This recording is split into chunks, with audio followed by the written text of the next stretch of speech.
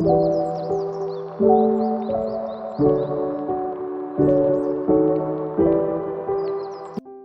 so the next thing we'll be doing is we'll be creating a new cloud repo.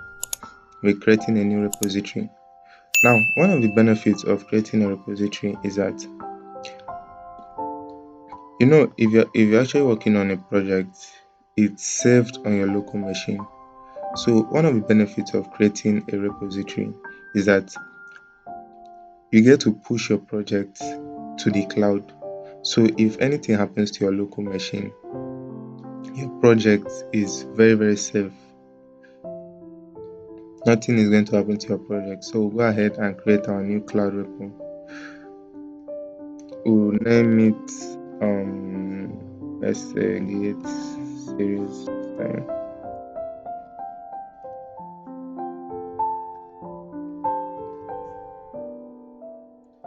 Git series.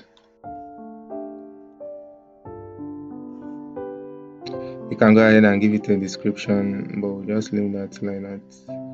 You can choose if you want to make your repository public or private. That is only specific people that you give a link to can access your repo. And you can choose to create a README file, you can choose to create a Git signal, or you can choose to add a license. But I don't want to do any of that, so I'll just go ahead and create the repo. Now we have successfully created our new cloud repository called Git series.